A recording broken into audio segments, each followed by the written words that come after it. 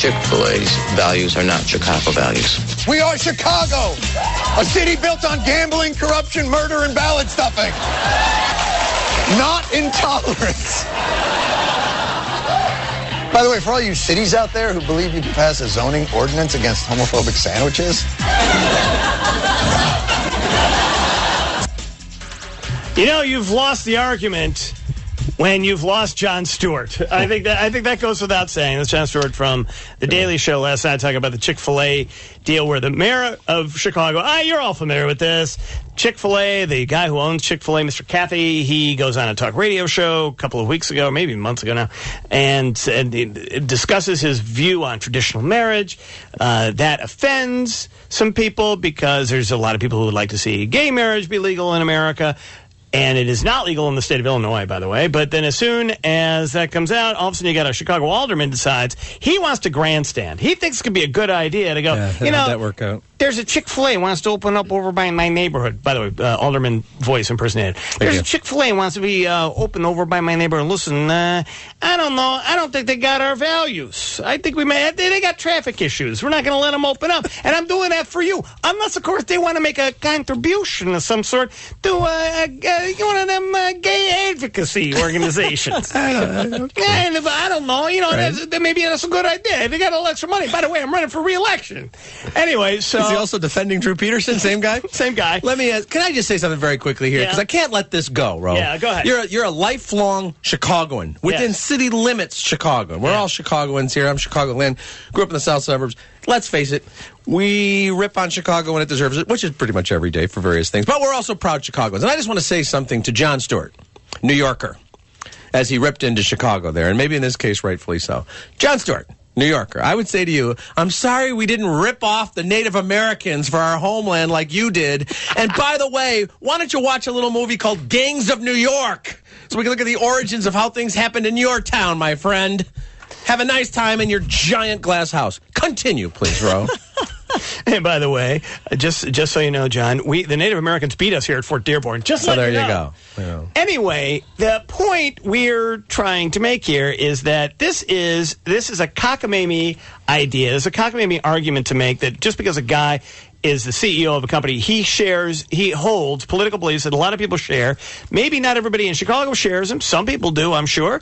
But and these are not even views I share, or even Rich doesn't share either, right?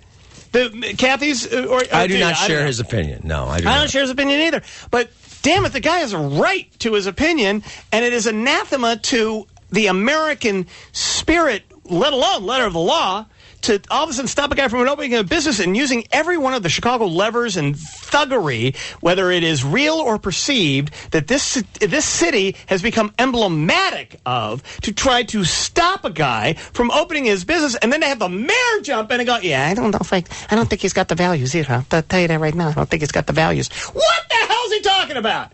All right, now, today was a Chick-fil-A day. They had some people... Appreciation Day. Some people came down. We've got pictures at the WLSAM.com site of people going to the Chick-fil-A in downtown Chicago for this. But Chris Cleveland is on the Super Celebrity Hotline. Chris Cleveland is a Republican in Chicago, which, by the way, we finally found one. And Chris is considering, and this actually made national news yesterday, Chris is actually considering suing, right?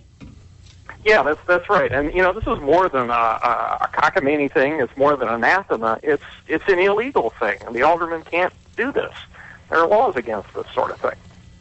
And what would be the basis of the suit? Well, there's an Illinois human rights ordinance that says that you may not discriminate based on the religious views of someone. Now, this Dan Cathy, he expressed his sincerely held religious views. You might not agree with him, but they aren't corporate policy. They're just his views. And this alderman denied a business license solely on this basis. And he said that. He wrote it. He put it in the newspaper. It's not about traffic or parking or anything like that.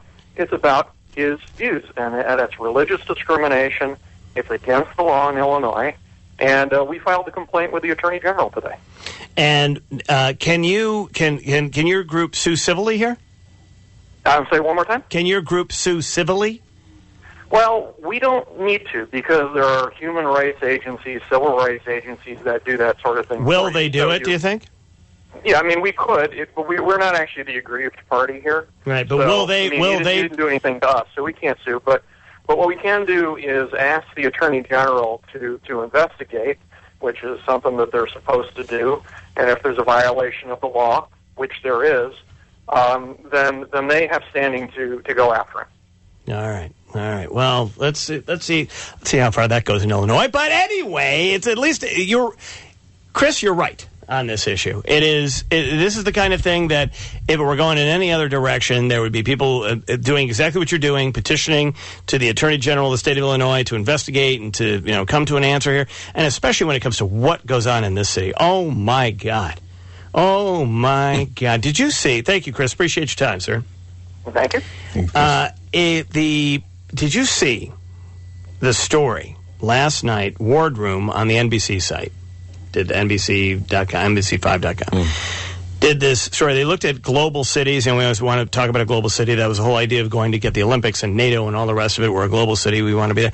We are, in terms of those high-profile global cities, the deadliest city by hundreds of percent over our closest competitors.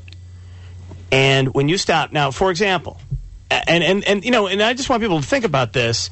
The mayor's all worried about the Chik-Fil-A and this alderman who I can't even bring myself to understand. I've tried to, everything. I try to crawl into people's heads and try to figure out what it is they're thinking. I, to this moment, still, and this guy premeditated this. He thought it was a good idea that he was going to go down this line. Chicago, and this is a per 100,000 residents. It's a ratio. Per 100,000 residents, murders per year. Tokyo, less than 1.5. 0.5 murders a year. New York. All right, let's get to the United States here. All right. 6 murders a year. Los Angeles, 7. And this is per 100,000. Per 100,000 people living in Chicago. In Chicago, 19. Jeez. Think about that. Brazil, Rio de Janeiro, where they go, it's real dangerous. 17. This is what the mayor needs to be spending every waking moment concerned about, not Chick-fil-A. Correct.